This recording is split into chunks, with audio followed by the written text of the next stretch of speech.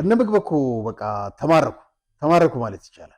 ምግበና ወድም ቤቴ እሱንም የሚያሳይ ቪዲዮ አለ። እስቲ አብረን ነው ያሰልቺ የሆነው ህወሓትና የትግራይ ህዝብ አንድ ናቸው የሚል ማጭበርበሪያ ያሰት ትርክት መሆኑን ከዓመታት በፊት ስንናገር አንሰማም እያሉ ሲያጭበረብሩ የኖሩ የህወሓት ፖለቲከኞች አሁን ግን ከታጣቂዎች ጋር እንኳ አንድ መሆን አቅቷቸው መግባባት ተስኗቸው በአመጽ እየታመሱ ነው።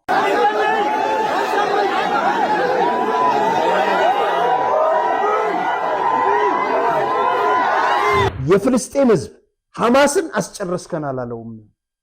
ስለዚህ የትግራይ ህዝብ እንዳትጠይቅ አስጨረሳችሁም ብላችሁ እንዳትጠይቁ ምግብም ብለው ጠይቁት መሰለ። አንተ ልጆችን አሜሪካን አስቀምጠ የድሃ ልጅ ታስፈጃለህ ያለው እናንተን ለማዳን ስንል በርካቶች ሙተናል። አሁን ግን አንሞትላችሁም አሳልፈን ነው የምንሰጣችሁ አላችሁ። እዚህ ጋር ስለ ልማት እየተወራ ወይን ሚዲያ ሰሞኑን በጋዜጣ በኢንተርቪው ስብሃትን ይዞ ሲወጣ ምን እንዳለ ታውቃለህ? ከፋኖና ከሸኔ ጋር አብረን ትግላችንን እንቀጥላለን። በጣም ብቁ የሆነ አእምሮ ያላቸው አመራሮች አለን። ወጣትነን ምሁርነን ብላችሁ እንጣጥ እንዳትሉ አላችሁ። የዛለት መታቸው። ከዛ በኋላ ከባክሌ ኮሚቴው ሾሽ እንግዲህ አይከዳንም ከኛ ጎን አለ ምናምን ሲሉት የነበረው ሰራዊት መብቱን ለማስከበር ብቻ ሳይሆን ከሻዕቢያ ጋር ጽምዶን አንቀበልም በማለት በግልጽ አሳይቷቸዋል፣ ወስኗል። ገና ትግራይ የሚጠብቃት አደጋ አለ። ስለዚህ እርስ በርስ አንባላ፣ ገና ያልቋጨ ነው እንትን አለ ገባ ያልቋጨ ነው ምናምን። አሁንም ወጣቱ ድምጻችንን ስለሚሰማ ደስ ይለኛል። ልጆቻችሁን አምጡና ከፊት አድርጓቸው ማለት አለበት። ከዚህ በፊት እንዳለ በቃ ነው አንዋጋም ነው። ጦርነት የሚጋብዙትን ሰዎች ወድም ቤቴ በለው እንደዚህ አይነቱን በለው መጀመሪያ እርምጃ ሊወሰድባቸው ይገባል። ይሄ አቋሚ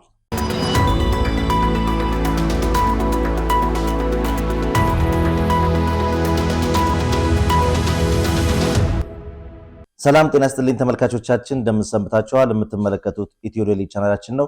ዛሬም እንግዲህ እንደተለመደው ወቅታዊና አዳዲስ መረጃዎችን ወደ እናንተ ለማድረስ ጋዜጠኛ አርያ ተስፋ ማርያምና ሮቤል ምትኩ እዚህ ስቱዲዮ ተገኝተናል። መልካም ጊዜ እንዲሆንላችሁ ከወዲሁ ተመኘን። አርያ እንዴት ነህ? ሰላም ሮቤል። እንግዲህ ዛሬም በርከት ያሉ ወቅታዊም አዳዲስ መረጃዎችም አሉን። ወደዛ ከማለፋችን በፊት እንግዲህ ደጋግመን መልእክት እንደምናስተላልፈው ቻናላችን አዲስ እንደመሆኑ መጠን ሰብስክራይብ አድርጉ። ቪዲዮ ሲጀምሩ ላይክ አድርጋችሁ ጀምሩ። ለወዳጅ ዘመዶቻችሁ ማጋራቱን አትርሱ። ከዚህ ጎን ለጎን ደግሞ በኢትዮጵያ ንግድ ባንክ 1375369919 አርያ ተስፋ ማርያም ብላችሁ ድጋፍ ብታደርጉ ተከታታይ ፕሮግራሞችን ወደ እናንተ ማድረሱን አጠናክረን የምንቀጥል መሆኑን ለማስታወስ እንወዳለን። ወደ ዋናው ርዕሰ ጉዳያችን ከመግባታችን በፊት እንግዲህ እዚህ ስክሪን ላይ እንደምንመለከተው በርካታ እንግዲህ መላው ኢትዮጵያውያን በጣም ያዘኑበት የሰሞኑ የተቀዳሚ ሙፍቲ ሀጂ እንድሪስ ከዚህ ዓለም መሰናበት አለ። እንግዲህ እሱን ተመልክቶ ለወዳጅ ዘመዶቻቸው፣ ለቤተሰቦቻቸው እንዲሁም ለመላው ኢትዮጵያውያን ለእምነቱ ተከታዮች ብቻ ሳይሆን እግዚአብሔር ያጽናችሁ፣ ፈጣሪ መጽናናቱን ይስጣችሁ፣ እሳቸውንም ደግሞ ፈጣሪ ነፍሳቸውን በአጸደ ገነት ያኑርልን ለማለት በዝግጅት ክፍላችን ስም እንገልጻለን። አንተ የምትጨምረው ካለ ደግሞ እስቲ አንዳንድ ነገሮችን ነው። እውነት ነው። አንድ ሙስሊም ወዳጄ ምን አለኝ፣ እሳቸውን የሚጠላ ሰው ካለ በቃ ጤነኛ ያልሆነ ሰው ነው አለኝ። እና ፕሬዚደንት ታዬ አጽቀሥላሴም ሀገር ትልቅ ሰው አጣች ብለዋል። እውነት ነው። እና እንግዲህ ነፍሳቸውን ይማራል። ያው እንግዲህ ተወዳጅነታቸው ትልቅ ሀገር አባትነታቸው በስርዓተ ቀብራቸው ላይ ታይቷል። እንግዲህ ሁሉም ህዝብ በሀዘኔታ ቀብሯቸዋል። ብሔር፣ ሃይማኖት ሳይለይ ሁሉም ሰው መግለጫው እዚህም እንደምናየው የሰሞኑ የአቡነ ማትያስም እንባ አነጋጋሪ ነበር። በጣም ብዙዎችና በጣም አዝነዋል። በዚህ አጋጣሚ ልጃቸውም አባቴ ትክክለኛ የህዝብ አባት መሆኑን በተግባር አረጋግጧል፣ ላመሰግን የመጣሁት ብሎ ነው እንግዲህ በቀብር ሽኝት ስነስርዓቱ ላይ ተናገረውና በዚሁ አጋጣሚ ለሁሉም ለኢትዮጵያውያን መጽናናትን እንመኛለን። ከዚሁ እንግዲህ ከሀዘን ድባብ ሳንወጣ ስክሪን ላይ የምንመለከታቸው የኢትዮጵያ ቡና ስፖርት ክለብ ኃላፊ እንዲሁም የልክ ካምፓኒውም ኃላፊ ናቸው። መቶ አለቃ ፍቃደ ማሞ ወይም ደግሞ ብዙዎች ቼንቶ ነው እያሉ ነው የሚጠሯቸው። እሳቸው ደግሞ ሀዘን ገጥሟቸዋል። ምንድን ነው ያጋጠማቸው ነገር? በጣም የሚያሳዝን ነው። መቶ አለቃ ፍቃደ እንግዲህ ቼንቶ እቺ ልጃቸው ነች። ቤተልሔም ፍቃደ ትባላለች። በ41 ዓመቷ ሜሪላንድ ነበር የምትኖረው። ከዚህ ዓለም በሞት ተለይታለች በድንገት ያው ትንሽ አሟት ነበረ። ቼንቶ በጣም መሪር ሀዘን ውስጥ ነው የወደቁት። በግል አላቃቸውም፣ ግን በጣም ወዳቸዋለሁ። ማከብራቸው ሰው ናቸው። የአቋም ሰው ናቸው። በግልጽ ፊት ለፊት ነው የሚናገሩት። ሰሞኑን ዶክተር አባቡ የአርባ ምንጭ የቀድሞ ስራ አስኪያጅ የጻፈው ነገር አለ። ውጭ ነው የሚኖረው፣ አውሮፓ፣ የፌስቡክ ወዳጅ ነው። ስለሳቸው የጻፈው እንትን አለ።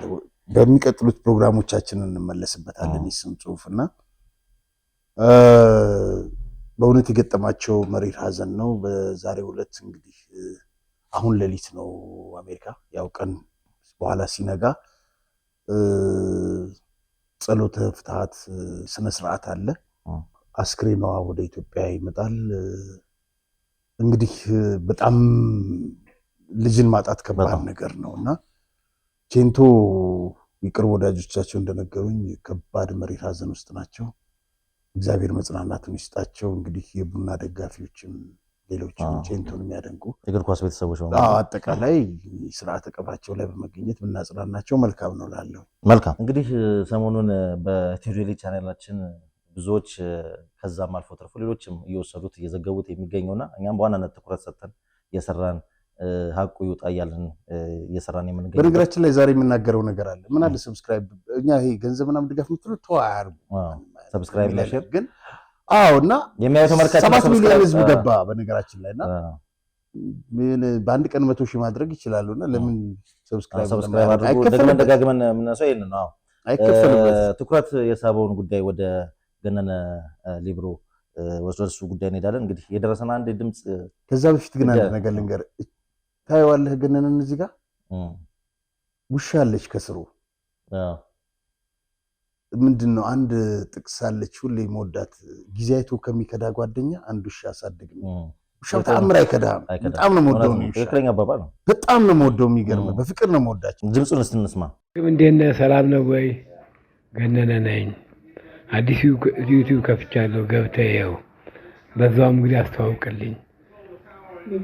ሊንኩን ከፌስቡክ ላይ ውሰድ። መልካም ጊዜ። ቻው። ሰማ ምንድን ነው እንግዲህ ማለት ይቻላል። እሱ እንግዲህ ይህንን የላከውን ሰው መልክቱ አለና ቤልጂየም ነው። ይሄንን የሱን መልክት እንስማ። በቴሌግራም ቻናላችን ነው፣ ከቤልጂየም ነው የላከልን። የሱን ሐሳብ እንንገራችሁና ከዛ ሌላም ተጨማሪ ሐሳብ አለ፣ እዛ ላይ እናወራበታለን። በእርግጥ ይላል እንግዲህ ያው በእርግጥ ይህንን ላደመጠ ይላል። አሁን የሰማነው ድምጽ ነው።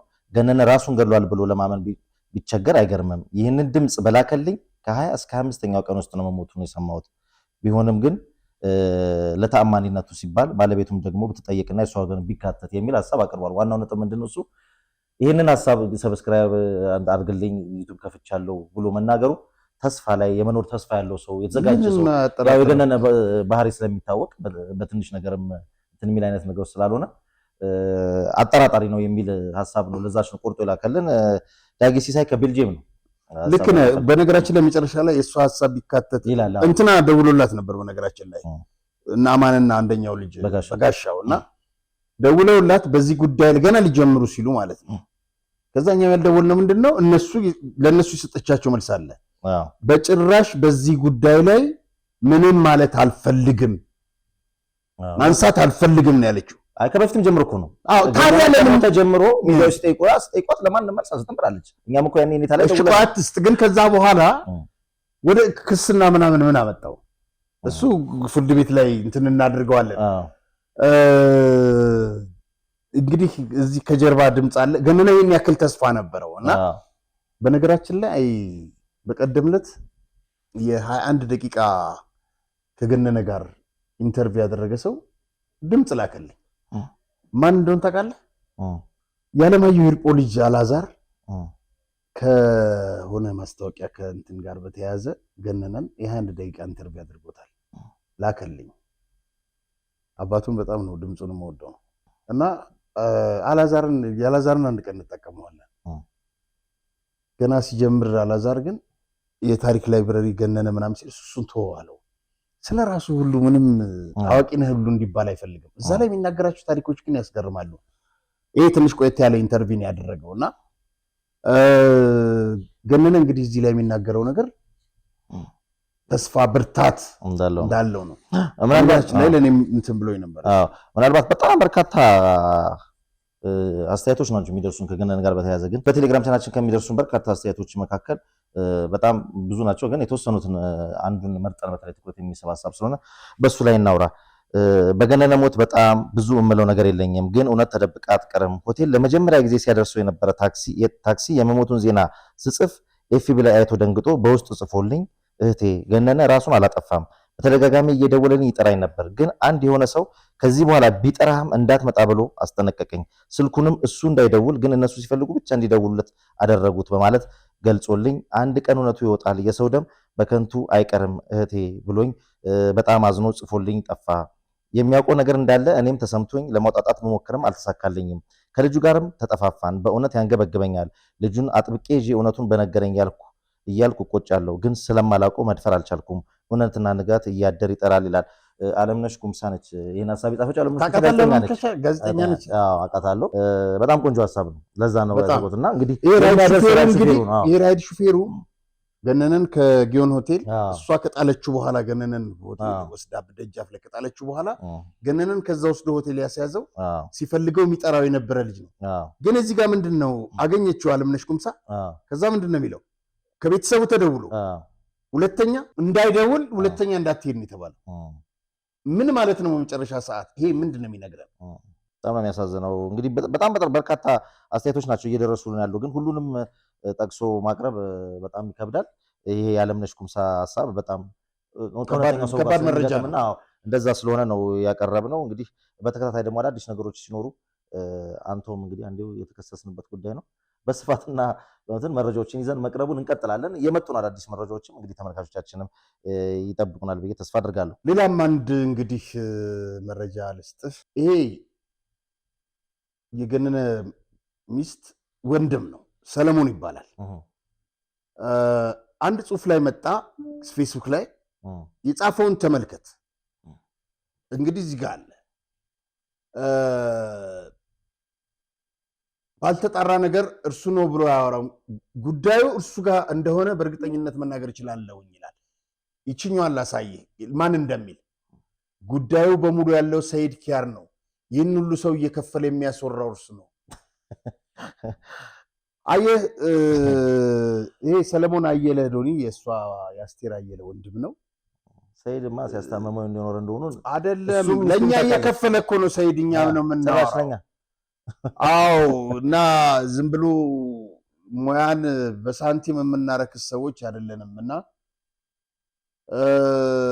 ዛሬም ደግማታለሁ፣ እንደ አሳ ብዙ ነገር ባትጎረጉሩ ይሻላል፣ እንትን ዘንዶ እንዳታወጡ። እና ባልተጣራ ነገር እሱ ነው ተብሎ አይወራም። ጉዳዩ እሱ ጋር ስለሆነ እንደሆነ በእርግጠኝነት መናገር እችላለሁ። ትሰማለህ? ሰይድ ለምን ዝም እንደሚል አላውቅም። ሰይድ ነው የገደለው እኮ እያለ ይሄ ወንጀል ነው። የራስን ጉድፍ የራስን ገበና አሳልፎ ለሌላ ሰው ለመስጠት መሞከር ከወንጀልም በላይ ወንጀል ነው። ለእህቱ ለመከራከር አስቦ ከሆነ ዝምታ ቢመርጥ ይሻላል ባልሆነ ነገር ውስጥ ሌላ ሰው ከመወንጀል። በጣም ነው የሚገርመው። እና ይሄ ነው እንግዲህ ሰለሞን ማለት ይሄ ነው። እዛ መርካቶ እሱም ደላላ ነው። ወደ ሰይድ ለመውሰድ ነው ነገሮችን። አዎ ያው ህዝብ እኮ ያየ ነው እውነታውን እኮ እያወቀ ነው። ሰይድ በጣም ጨዋሊ ስለሆነ እንጂ ይሄን መክሰስ አለበት እንደዚህ ሲለው። እውነት ነው። መልካም። በተረፈ ግን ይሄ ተከፍሏቸው ምናምን የሚለው እሱ ቀሽም የወረደ ምናልባት እነሱ ጋር ሁሉ ነገር በገንዘብ የሚያደርጉት ነገር ስላለ እንደዛ ይመስላችኋል። እሱ እኛ ብዙ አያስጨንቀንም። እኛ ከሩብ ዓመት ክፍለ ዘመን በላይ ከ5 ዓመት በላይ የኖርነው በዚህ ስማችን ተጠቅሶ የሚያውቅ ሰዎች ስላልሆነ ብዙ የሚደንቀን ነገር አለ። እሱን ትተነው ወደ ዋናው ርዕሰ ጉዳዮቻችን ይቻላል። ታላቅ የሽያጭ መርሃ ግብር ከጊፍት ሪል ስቴት። ጊፍት ሪል ስቴት ከከተማ አስተዳደር ጋር በጋራ በመሆን በመሃል ከተማ ለገሃር ትልቅ የመኖሪያ መንደር እየገነባ መሆኑ ይታወቃል። 2018 ምክንያት በማድረግ ለተወሰኑ ቤቶች ከ20% እስከ 25% የሚደርስ ቅናሽ አድርጎ ከ55/45 የባንክ አማራጭ ጋር ይጠብቆታል። ባለ 1 መኝታ 65 ካሬ በ357,000፣ ባለ 2 መኝታ 108 ካሬ በ596,000፣ ባለ 3 መኝታ 163 ካሬ ከ900,000 ብር ቅድመ ክፍያ ጀምሮ የቤት ባለቤት ይሁኑ ይሎታል። የዚህ ዕድል ተጠቃሚ ለመሆን እና ሳይቶቻችንን ለመጎብኘት በ0992 021244 ይደውሉ። ጊፍት ሪል ስቴት። መልካም፣ ወደ ወቅታዊ ጉዳይ ስናልፍ እንግዲህ የባሌውን ጉዳይ እናገኛለን። ክቡር ጠቅላይ ሚኒስትሩን ጨምሮ የቀድሞና የአሁን ባለስልጣናት ያደረጉት ውይይት አለ። የልማት ስራውን በተመለከተ እያየነውም ነገር አለ። እንዴት አገኘኸው አንተ? እስቲ ካንተ ሀሳብ ጀምር። እስቲ እኔ በእውነት አንድ ነገር ልንገርህ፣ በጣም የገዛኝ ሀሳብ፣ በጣም ልብ የሚነካ ማንም ሰው ከብልጽግናም ከዶክተር አብይም ጋር በሀሳብ ሊለያይ ይችላል። ገብቶሃል? ግን በግልጽ የሚታየውን ስራ ማድነቅ ግድ ነው። ዛሬ ባሌ ላይ የሚሰራው ስለ ህዳሴ በየቦታው እየተሰሩ ያሉ ፕሮጀክቶች ነገ ጠዋት አብይ ወይም ብልጽግና ይዘዋቸው የሚሄዱ አይደሉም። እየተሻገሩ ለትውልድ የሚቀሩ ናቸው። በጣም ግን በቃ ባሌ ላይ ከተናገሩት ከምናምን በቃ ከብዙ ንግግር ውስጥ ማለት ነው እችን ነገር ስማት። ጫካውን ተጉዛት ጨርስ፣ ሜዳውን ተጉዛት ጨርስ፣ ውሃውን ተጉዛት ጨርስ። ባሌ ኢትዮጵያን ካላበላ ኦሮሚያ ባሌ ኢትዮጵያን ካላበላ እንዴት ነው ከተለያየ ሀገር ከዩክሬን ከምናምን ስንዴ በጣም የሚገርም ሀገር ነው። ኢትዮጵያውያን ልባቸውን ከፍተው አእምሯቸውን ከፍተው መጥተው ቢያዩ ኢትዮጵያ ውስጥ ሁልጊዜ የማያለሙ የማይንቀሳቀሱ ቤተመንግስት የሚቀመጡ መንግስታት ትችት አይገጥማቸው። ኢትዮጵያ ውስጥ ሁሌ ልሳ ስትል ነው ስቃይ። ዩኒቲ ፓርክ ይሸታል እናልማው ልጆቻችን መጥቶ ይሁት ስትል ብዙ ሰው ጮኋል። ዩኒቲ ፓርክ ብሎ ግን ከሰራው በኋላ የመጣ ይሆናል። መስቀል አደባባይ ቀይረው የብዙዎች መዝናኛ ለእይታ የሚመች ቦታ እናርገው ፐርፐዙን ሚስ ሳያደርግ ስትል ብዙዎች ጮኋሉ። ከሰራው በኋላ ግን ሲጠቀሙበት ታያለህ። በየሄድክበት የእኛን የልማት ጉዳይ በቃ በቂ ነገር አይደለም። ትክክለኛ ሰው ቤተ መንግስት ተቀምጠው የነበሩ ምንም አይባሉም አለ። ልክ ማልማት ስራ ልትጀምር ስትል ነው እንቅፋት። መስቀል አደባባይ እንዴት እንቅፋት ሲፈጠርባቸው አይተናል። ሌላው ቀርቶ ደስ የሚለው ነገር ምን መሰለ፣ የቀድሞ አመራሮችና የአሁኑ አመራሮች ቁጭ ብለው ተወያዩ አይደል? ተወያዩ። እነ አባዱላ እነ ማነሱ ኩማ እነ ወርቅነህ ገበየሁ ምናምን ባሉበት እነ ጻድቃን ሁሉም አስገራሚ አስተያየት ነው የሰጡት። ትንሽ የሆነ እንደ ፖለቲካ ሊወስዷት ያለች የኩማ ሀሳብ አለች። ጥይት ድምፅ ምናምን። አዎ ጥይት ድምፅ አለ፣ ምንም የሚካድ ነገር አይደለም። እሷን እንደ ትልቅ ነገር አደረጓት፣ ልማቱ ላይ ሰው እንዳያተኩር ማለት ነው። አንዳንድ የትግራይ አክቲቪስቶች የጻፉትን ሳይ ተመልከቱ። በኦህዴድ ውስጥ የነበሩ የኦሮሞ እንትኖች አመራሮች በወጣቶች በሙሉ ተተክተዋል። ህወሓትስ የሻገታ አስተሳሰብ ባላቸው በቃ በጃጁ ሽማግሌዎች እኮ ነው የሚመራ ያለው። እዚህ ጋር ስለ ልማት እየተወራ ወይን ሚዲያ ሰሞኑን በጋዜጣ በኢንተርቪው ስብሃትን ይዞ ሲወጣ ምን እንዳለ ታውቃለህ? ከፋኖና ከሸኔ ጋር አብረን ትግላችንን እንቀጥላለን። እዚህ ጋር ስለምንድን ነው የሚወራው? በ95 ዓመቱ እንደገና መቶ ስልጣን ሊቀመጥ ታዲያስ እነሱ እኮ ገና እኮ እንትን ህልም አላቸው እና እዚህ ጋር ግን የሚወራው ተመልከት፣ ልማት ነው። የፈለገ የሀሳብ ልዩነት ይኖር፣ ለአፍሪካ የሚበቃ ቦታ ነው። ባሌን እኮ አየህ ነው። እኔ በአካል ሂጅ ማየት እፈልጋለሁ። እንደውም አንድ ማን እንደሆነ አመራር አላውቅም፣ ለጋዜጠኞች ክፍት ተደርጎ ቢያዩት ምናምን ሲል ነበር። እና ትክክል ነው። እዛች ላይ ዶክተር አብርሃም በላይ በነገራችን ላይ እነዚህ ፕሮጀክቶች እየተዘዋወረ ከሚያስፈጽመው ከሚከታተለው አንዱ ዶክተር አብርሃም ነው። በእውነት ሊመሰገን ይገባል። ሁሉም ወገን ሊያመሰግነው ይገባል። እዛች ላይ የተናገረው ነገር ምንድነው? የተማርኩት አለ ይህች ሀገር ምን አይነት እድለኛ ነች ብቻ ሳይሆን የዚች ሀገር አመራር አካል የነበሩ ሰዎች ተሰብስበው በእነርሱ ጊዜ ምን እንደነበር የሚያዩበት፣ አሁን ከእነርሱ በኋላ የመጣው መንግስት እየሰራ ያለው ስራ ምን እንደሆነ እንዲህ በጋራ ሆኖ ተሰብስበው ለማየት የቻሉበት ሁኔታ ስለተፈጠረ፣ በእርግጥ እነርሱ ብቻ አይደሉም ያሉት። በተለይ ከሰሜን የሀገራችን ክፍል ለመጣን ሰዎች እንዲህ አይነት ነገሮች የሚታወቁ አይደሉም። እንደውም ዶክተር አብይ ስለ አንድ ቦታ የትግራይ ቦታ ሲናገሩ ጻድቃንን እንትን ሲሉት ያንን ለቱሪስት ለምን እነሱ ናቸው ለቱሪስትና ለምናምን ስለ ልማት ለትግራይ ህዝብ ሊያስቡ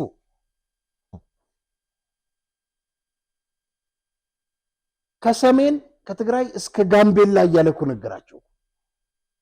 እነሱ ዛሬም ትግራይን ወደ ጦርነት እያሉ ነው። እሱ ስለ ልማት ነው የሚያወራው። አልተገናኝቶም በቃ እና ቢያንስ የነበረ ሰው ወይም መባረር አለበት ወይ መጥፋት አለበት፣ ሌላው እንዲመጣ ሌላው እንዳይመጣ። እርስ በራሱም እንደዛ ነበር ነው የሚለው ዶክተር አብርሃም። ተከባብሮ በጋራ ሆኖ እያከበረ ላለፈው የጎደለውም እየሞላ ወደፊት በመሄድ ሀገር ማሻገር ይቻላል የሚል አስተሳሰብ ከዚህ ስብስብ መማር ያለበት ይመስለኛል። በተለይ በሰሜን አካባቢ ላለን አመራሮችና ኤሊቶች ሀገር ወደፊት መጓዝ የምትችለው በእንደዚህ አይነት ቅብብሎች ነው።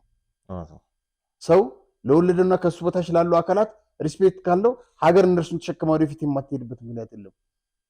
ዶክተር አብርሃም ጠብሰቅ ቀርቦን ያስገባላቸው ደግሞ እውነትም ነው። እነሱ የሆነውን ትውልድ ሊያስፈጩ ነው እንደገና ጭራሽ አልበቃ ብሏቸው በቃ በተለይ ከሰሜን ለመጣን ሰዎች አለ እውነቱን አንዱን ማጥፋት ነው። ዶክተር አብርሃም ይህን ሲል ይኑር አይኑር አልነበረም። የሳ ጊዜ ዶክተር አብርሃም አልነበረም።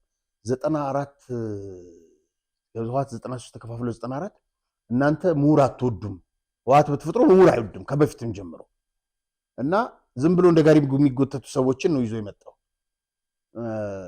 ምሁር አካቱ ምናምን ተባለና መለስ የዛ ጊዜ እነዛን ሰዎች መምታት ስለፈለገ ብቻ እሺ ብሎ ተቀበለ እና ምንድን ነው ያደረገው መሰለ? 5 ምሁራን ወጣት ምሁራን እንዲገቡ አደረገ። የማዕከላዊ ኮሚቴውን ከ30 ወደ 45 አደረገው፣ ብዛቱ ቁጥሩን ጨምረው። 5ቱንም ተቀበላቸው በጥቆማ መሰረት። ከሌ እንደዚህ ዲግሪ ያለው ከሌ እንደዚህ ማስተርስ ምናምን ተብሎ ተነገረ። በነጋታው የተመረጡ ማዕከላዊ ኮሚቴ አባላት ውይይት ሲጀምሩ መክፈቻ ንግግር አደረገና ዋና ትኩረት ያደረገው መለስ ምንድነው መሰለ? እንግዲህ ምሁራን ወጣቶች የመረጥናችሁ እኛ ውስጥ ምሁር ስለሌለ አይደለም፣ ስለ ኢኮኖሚ ስለምናምን የሚጽፍ አጀንዳ የሚቀርጽ የሚጽፍ ጠፍቶ አይደለም። በጣም ብቁ የሆነ አእምሮ ያላቸው አመራሮች አለን። ወጣትነን ምሁርነን ብላችሁ እንጣጥ እንዳትሉ አላቸው። የዛለት መታቸው። ከዛ በኋላ ከማዕከላዊ ኮሚቴው ሸሹ። እንደዚህ አድርገው ነው የሚመጡ እና ከዚህ ተማሩ፣ ከዚህ ስብስብ አላቸው ዶክተር አብርሃም። እናመሰግናለን። እውነት ነው። እንግዲህ ባለፈው ፕሮግራማችን በትግራይ ከፍተኛ ተቃውሞ እንደነበረና በለቀናት እንደዘለቀ ስንዘግብ ወይም ደግሞ መረጃዎችን በማስረጃ አስደግፈን ስናደርስ ቆይተናል እና አሁን ምን ላይ ይገኛል እንቅስቃሴው የሚለው ነገር ተመልካቾቻችን ይጠብቃሉ። ምን አዲስ ነገር አለ? አዎ በጣም የሚገርም ነገር እነ ምግብ እኮ በቃ ተማረኩ ማለት ይቻላል። ምግብና ወድም ቤቴ እሱንም የሚያሳይ ቪዲዮ አለ። እስቲ አብረን ነው። አንደኛው ነጭ ነው ይመስለኛል ጋርዱ የምግብ ለምን መሰለ? ብዙ ጊዜ አፍሪካ ውስጥ ወርቅ የሚዘርፉ እንትኖች ጋርድ የሚያደርጉት የራሳቸውን ሰው አይደለም፣ ይጠራጠራሉ። ስለዚህ በሱ ተከለለ እኮ ያ ሲደነፋ የነበረው ክፍለ ጦር እንትን አድርጌ ምን ትስሽ ይለ ነበር። ተመልከት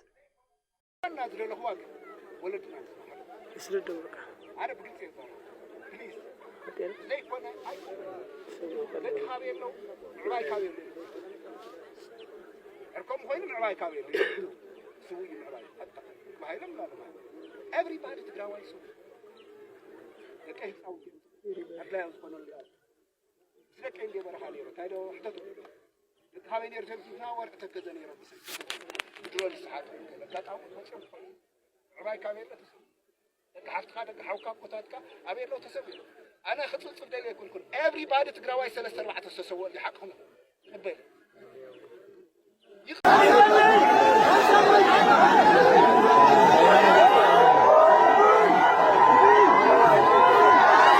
ምግብ አንሰማህም ነው የሚሉት እዚህ ጋር እንግዲህ የምታየው ይሄ ወጠምሻው አበሻ ክልስ ይሁን ምን እንደሆነ አላውቅም፣ ብቻ እሱ ጋርድ ነው።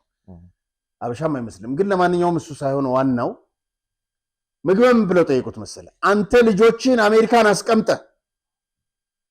የድሃ ልጅ ታስፈጃለህ ያለው እናንተን ለማዳን ስንል በርካቶች ሙተናል። አሁን ግን አንሞትላችሁም፣ አሳልፈን ነው የምንሰጣችሁ አላቸው። ምን እንደሚል ታውቃለህ? ልጆቼ የታሉ ተብዬ ተጠይቄያለሁ። ታላቅ ወንድሜ በረሃ ተሰውቷል አለ። ምንድነው አንድ ተረት አለ። ምን እያደረግን ነው? በቅሎ ምንድነው እየፈጨው ነው ምናምን። የተጠየቀው ስለ ልጆቹ የመለሰው እንዴ ታላቅ ወንድሜ የት ነው ካላችሁኝ በረሃ ላይ ሞቷል። በራስ ወጣ የወንድሜንና የቶቼን ልጆች ምናምን ጨካኞች ናችሁ እናንተ። የወንድምህና የምናምን ልጆች የታሉ ነው የተባልከው። ወድም ቤቴ፣ ምግበ፣ ደብረ ጽዮን፣ ስብሃት ነጋ የፈለከውን አመራር ጥራልኝ። በተደጋጋሚ ምናልባትም እኔ ብዬ ማውራት አልወድም። መጀመሪያ ልጆቻቸው የት እነማን የት እንደሚማሩ እንዴት እንደሚኖሩ አሜሪካን ሀገር ውስጥ በዝርዝር ያጋለጥኩት እኔ ለመጀመሪያ ጊዜ። ዛሬ ገበሬዎች ይጠይቃሉ። ዛሬ ወጣቶች ይጠይቃሉ። በጣም ደስ የሚል ነው። በጣም ይህንን ኃይል ልታቆመው አትችልም። ከሰሞኑ ምን አድርገዋል መሰለህ? እንግዲህ ተመልከት። እዚህ ጋር በጋርድ ተጠብቆ ይኸውልህ፣ እዚህ ጋር ከመኪና ወርዶ ነው ወንድም ቤቴና እንትናን መኪኖቹን እንጠቋቸው። ህዝቡ አትሄዱም አሉ። አትሄዱም አሏቸው። ከዛ በኋላስ እንደዚህ መሸሸግን ነው የመረጡት። እንደዚህ መፍራትን ነው የመረጡት። ለሰራዊቱ ሰሞኑን ተሰብስበው እነዚህ ተሰብስበው እንትን አደረግን፣ በቃ መሬት ሲሰጥን በ4,000 ብር ነው እንዲህ ደሞዝ የምንኖረው። አንተ ልጆች ምናምን የሚሉት በዛ ሰዓት ነው።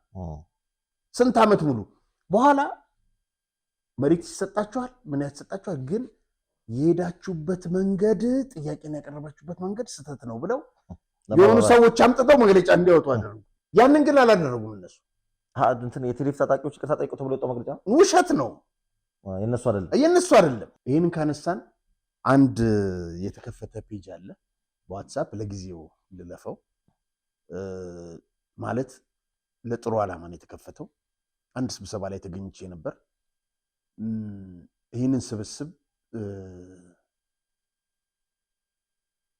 የሚመሩት በትግራይ ሁኔታ ላይ ነው ጀነራል ዮሐንስ ገብረ መስቀልና ጀነራል ሳሞራ ናቸው።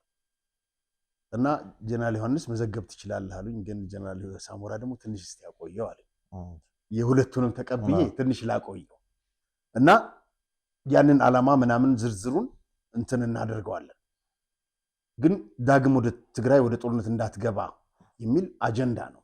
የተለያዩ ወገኖች ይሳተፉበታል፣ የተለያዩ ትግራይ ተወላጆች እና እዛች ፔጅ ላይ አንድ የተቃውሞ ሰልፉን የወታደሮቹን አሳይቶ ፎቶውን አስደግፎ የተጻፈው እንደዚህ ይላል። ጊዜ ደጉ ስንቱን አሳየን፣ ያ አሰልቺ የሆነው ህወሓትና የትግራይ ህዝብ አንድ ናቸው የሚል ማጭበርበሪያ የሐሰት ትርክት መሆኑን ከዓመታት በፊት ስንናገር አንሰማም እያሉ ሲያጭበረብሩ የኖሩ የህወሓት ፖለቲከኞች አሁን ግን ከታጣቂዎች ጋር እንኳ አንድ መሆን አቅቷቸው መግባባት ተስኗቸው በአመፅ እየታመሱ ነው። እውነት ነው። የጨነቀው የህወሓት ቡድን ደሞዝና ጥቅማ ጥቅም አስተካክላለሁ፣ የተሰዉ ቤተሰቦችንም ካሳ ከፍላለሁ በሚል ሊደልላቸው ቢሞክርም አመፁ አድማሱን አስፍቶ ቀጥሏል። ይባስ ብሎም ታጣቂዎች እኛ የህወሓት ታጣቂ አይደለንም ብለዋል። ኦሆ ህወሓት በራሱ ኃይል ስትፈርስ ማየት የጊዜ ሀያልነት ከማድነቅ በዘለለ ምንስ ይባላል? ታጣቂ ቡድኑ ህወሓት ከሻዕቢያ ጋር ያደረገውን ያልተቀደሰ ጋብቻ አሻፍረኝ፣ ለሻዕቢያም አልገዛም ብሏል። ድል ለትግራይ ወጣት፣ ድል ለኢትዮጵያ ሀገራችን ነው የሚለው በጣም ጥሩ ጽሁፍ ነች። እና እንግዲህ አይከዳንም ከኛ ጎን አለ ምናምን ሲሉት የነበረው ሰራዊት መብቱን ለማስከበር ብቻ ሳይሆን ከሻዕቢያ ጋር ጽምዶን አንቀበልም በማለት በግልጽ አሳይቷቸዋል፣ ወስኗል። ከዚሁ ጋር በተያያዘ አንድ ነገር ልንገርህ። ሰራዊቱ እንደዛ እያደረገ እንደዛ እየተፋለመ ይሄ አረጋይ ገብረ ክርስቶስ ምናምን ይላል እና ሴት ምን አይነት እንደ እናት አታስብም እንዴ? እንደው ትውለድ አትውለድ አላውቅም፣ ግን ሴት ነች። ዛሬ እንደነዚህ አይነትን ሰዎች እያወጣች ምን እንደሚል ትርጉሙ በነገር በጣም ነው የምትገርመው። ምን ነው የጽምዶ ስራ ሰላም ማስፈን ነው። በጣም የሚገርምህ እሱ ብቻ እንዳይመስልህ ህዝብ ፍልስጤምን ሐማስ አወዲኻነ የፍልስጤም ህዝብ ሐማስን አስጨረስከን አላለውም። ስለዚህ የትግራይ ህዝብ እንዳትጠይቅ አስጨረሳችሁን ብላችሁ እንዳትጠይቁን። ምን ይሄ እንትን ምን አቀለታለሁ እኔ ምን ሆነ ምን አሁን 3 ሰዓት 2 ሰዓት ሙሉ ይሄን ማን ይሰማል? እንትኑን አግኝቼው ነው። በጣም የሚገርመው ግን ይሄን ርዕስ የምትሰጠው ማነች? እቺ ነች ባራክሹ። የትግራይ ህዝብ ጠላት ከሆኑ ሰዎች መካከል አንዷች ነች። ዛሬ ወጣቱ እኔም ዛሬ ማቋሜ ነው በፊትም ማቋሜ ነው፣ ጦርነት አያስፈልግም። ጦርነት የሚጋብዙትን ሰዎች ወድም ቤቴ በለው እንደዚህ አይነቱን በለው መጀመሪያ እርምጃ ሊወሰድባቸው ይገባል። ይሄ አቋሜ። ምክንያቱም በእነዚህ በጥቂት ይሄ ይሞታል ይመስልሃል? እሷ ትሞታለች? አትሞትም። ግን ተመልከት፣ የፍልስጤም ህዝብ ሐማስን አስጨረስከኝ አላለውም። ይሄ ማለት ትላንት 1 ሚሊዮን አስጨርሰናል፣ ከዚህ በፊት 50 ዓመት ሙሉ ስናስጨርስ ነበር፣ ነገም ስለምናስጨርሰው ጥያቄ እንዳታነሳ ተንፍሽ እንዳትል። ያው እነዚህ የጠያቀውም ዓላማ እነዛም ይታወቃል እኮ ግልጽ ነው ለማን እንደሚሰሩ። በደንብ ብዙ ቦታ ላይ እናቶች ወጣቶች ጦርነት ይብቃያሉ ነው አይደል? እነዚህ ግን ጦርነት ይቀጥል እያሉ ነው። ጽምዶ ከሻዕቢያ ጋር ሆነ ሰላም ለማስፈን የት ነው ሰላም የምታሰፍ ነው? የት ነው ሰላም የምታሰፍ ነው? ትግራይ ውስጥ እየበጠበጥ ከጽምዶ ጋር ሆነ አብረህ እዚህ መጥተህ ውጊያ እየከፈት። ለነገሩ እጃቸውን ተሰጥቷቸዋል። በደንብ ነው መከላከያ ሰራዊት እጃቸውን ሰጥቷቸዋል። ከዚህ ቀደም እንደገለጽ ነው የተማረኩም አሉ በርካቶች ከሻዕቢያም ከቲዲኤፍ። ምግበና ያኛው ወድም ቤቴ ምንድን ያለው ገና ትግራይ የሚጠብቃት አደጋ አለ። ስለዚህ እርስ በርስ አንባላ፣ ገና ያልቋጨ ነው እንትን አለ ገባ ያልቋጨ ነው ምናምን። አሁንም ወጣቱ ድምጻችንን ስለሚሰማ ደስ ይለኛል። ልጆቻችሁን አምጡና ከፊት አድርጓቸው ማለት አለበት። ከዚህ በፊት እንዳለ በቃ ነው አንዋጋም ነው። አዎ ሮቤል አሜሪካን ስኩል ዋሽንግተን ዲሲ ውስጥ 23 የህወሓት ማዕከላዊ ኮሚቴ አመራር አባላት ልጆች በተርም 29000 ከ27 እስከ 29000 ዶላር እየተከፈለላቸው ይማሩ ነበር። የዛሬ 5 ዓመት ነው የሚያጋለጥኩት። አሁንም ሊማሩ ይችላሉ። የድሃ ገበሬ ልጆች በየቦታው አልቋል። በቀደም ዕለት በጣም አንጀትን የሚበላ በመቶዎች የሚቆጠሩ በሺዎች የሚቆጠሩ እጅ ለእጅ ተያይዘው በሙሉ አይነ ስውራን ናቸው። ጦርነቱ ሰልፉ ላይ ሰልፍ ወጥተው አይናቸው ታውሮ አካላቸው ይጎደለ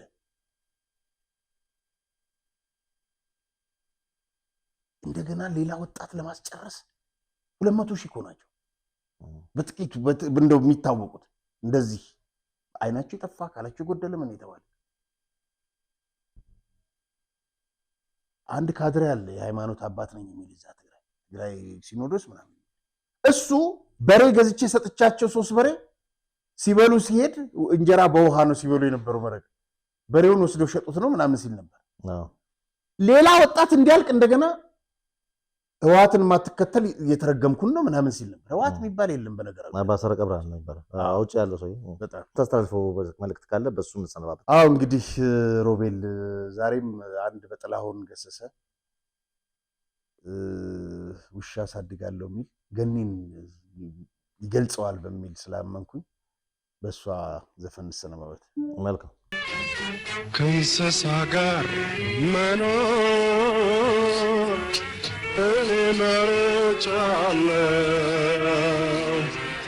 የብቻ ጓደኛ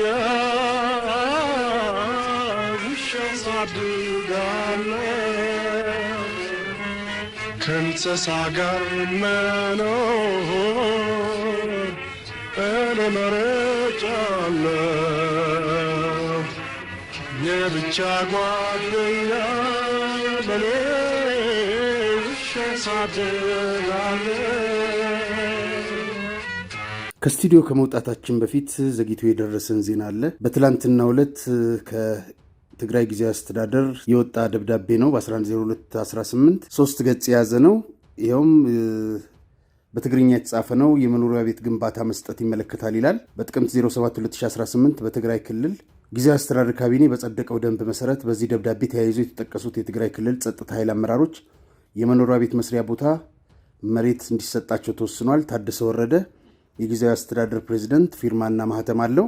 በዚሁ መሰረት ለ49 የትግራይ ጸጥታ ኃይሎች ነው የሚለው ለእነዚህ እንዲሰጥ ተደርጓል። በዚሁ መሰረት 500 ካሬ ሜትር እንዲሰጣቸው የተደረጉት ለ5 ሜጀር ጀነራል እና ሌተና ጀነራል ይላል። ለነ ፍስሐ ኪዳኑ፣ ዮሐንስ ወልደ ጊዮርጊስ ጆን መዲድ፣ ኃይለ ሥላሴ ግርማ ወድን በይታይ፣ ብርጋዴር ጀነራል ምግባ ኃይሌ፣ ሜጀር ጀነራል ማዕሾ በየነ እነዚህ 500 ካሬ ሜትር ሲወስዱ ለ15 ሜጀር እና ብርጋዴር ጀነራሎች ደግሞ 200 ካሬ ሜትር እንዲሰጣቸው ተወስኗል። ቀሪዎቹ እንግዲህ 140 ካሬ ሜትር ለኮሎኔሎች ማለትም ለ27 ኮሎኔሎች 140 ካሬ ሜትር እንዲሰጥ ሲወሰን በድምሩ ለ49 የቲዲኤፍ አመራር አባላት እንዲሰጥ ተወስኗል። እንግዲህ ከሰሞኑ ከፍተኛ ተቃውሞ ያሰሙ የነበሩት የትግራይ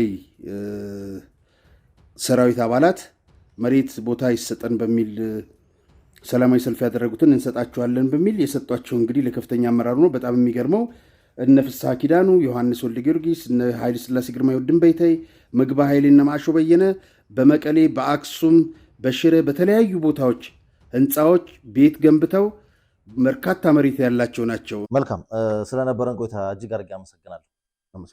የተከበራችሁ ተመልካቾቻችን የዕለቱ መሰናዷችን ይመስል ነበረ። ፕሮግራሙን አዘጋጅተን ወደ እናንተ አደረስላችሁ ጋዜጠኛ አርያ ተስፋ ማርያምና ሮቤል ምትኩነን። ዳግም በሌላ ዝግጅት እስክንገናኝ ድረስ እስከዛው ሰላም ቆዩ። ታላቅ የሽያጭ መርሃ ግብር ከጊፍት ሪል ስቴት። ጊፍት ሪል ስቴት ከከተማ አስተዳደር ጋር በጋራ በመሆን በመሃል ከተማ ለገሃር ትልቅ የመኖሪያ መንደር እየገነባ መሆኑ ይታወቃል። 2018 ምክንያት በማድረግ ለተወሰኑ ቤቶች ከ20% እስከ 25% የሚደርስ ቅናሽ አድርጎ ከ55/45 የባንክ አማራጭ ጋር ይጠብቆታል። ባለ 1 መኝታ 65 ካሬ በ357,000፣ ባለ 2 መኝታ 108 ካሬ በ596,000፣ ባለ 3 መኝታ 163 ካሬ ከ900,000 ብር ቅድመ ክፍያ ጀምሮ የቤት ባለቤት ይሁኑ ይሎታል። የዚህ ዕድል ተጠቃሚ ለመሆን እና ሳይቶቻችንን ለመጎብኘት በ0992 02 12 44 ይደውሉ። ጊፍት ሪል ስቴት